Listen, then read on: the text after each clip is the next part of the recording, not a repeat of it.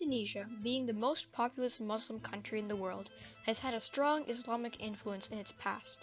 However, it was once ruled by a series of powerful, seafaring kingdoms that practiced Hinduism and Buddhism, and were heavily influenced by Indian culture. The first major Indianized kingdom in Indonesia was the Srivijaya. They emerged in the 7th century CE, around the modern-day city of Palembang. Srivijaya began with regional expansion, reaching the southern tip of the island of Sumatra. Sri Jayanasa, one of the first Srivijaya monarchs, set his sights on expanding the kingdom. He was met with the Malayu kingdom during his quest for land, and subdued them, bringing territories from central Sumatra and the Malay Peninsula under their rule. The Malayu kingdom was extremely prosperous, and the acquisition of their territories significantly increased their wealth. During the 8th century CE, the Srivijaya continued to expand. They integrated the small Hindu kingdom of Panpan on the Malay Peninsula into their territory and continued their expansion into modern-day Thailand. In Java, the Sailendras, who were the ruling dynasty during the time, met with the Srivijayans, who were also looking to expand into the island of Java. The two families soon intermarried, and Java was incorporated into the Srivijaya Empire. Under Dharma Setu, the Srivijayans set their sights on mainland Southeast Asia. Srivijaya temples were found in Cambodia and Champa, but these areas were only temporarily held by them. This period also marked the peak of the Srivijaya. Their Buddhist art forms and architecture prospered during this time. Chaya, a city in modern-day Thailand, gained power during this time as one of the most influential Srivijayan cities.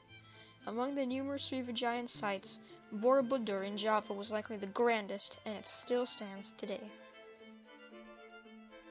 The Cholas, an Indian empire that had a large amount of influence on Srivijaya culture, saw their possession of many waterways in Southeast Asia as threatening to their dominance over trade. They attacked Srivijaya territories on Sumatra and the Malay Peninsula, sacking many of their important cities in the process. Several other factors played against the Srivijayans at the time, including the rise of several new empires, such as the Singasari, who conquered many of the core cities of the Srivijayans. Among the rising empires was the Majapahit, who took control of eastern Java at the end of the 13th century.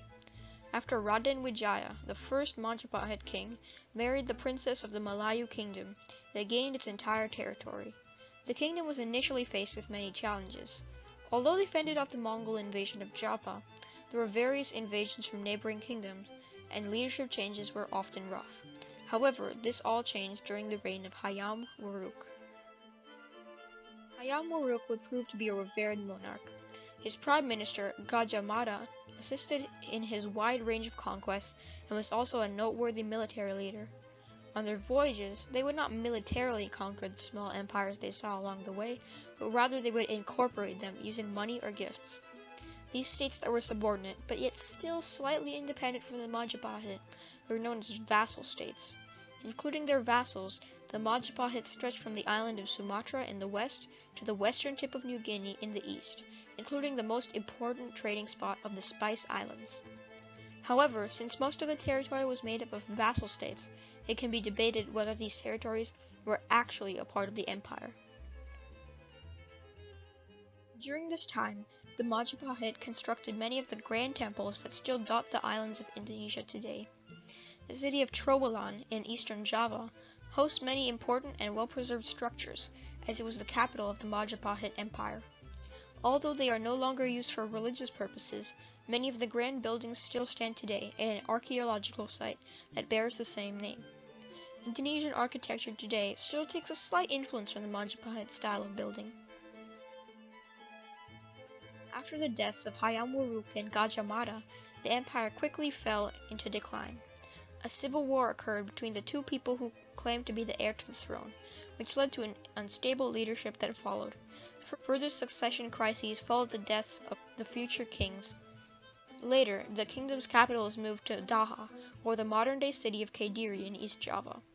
During the mid to late 15th century, Muslim traders on the north coast of Java consolidated and created the Demak Sultanate. They expanded and invaded the weakened Majapahit, creating further chaos.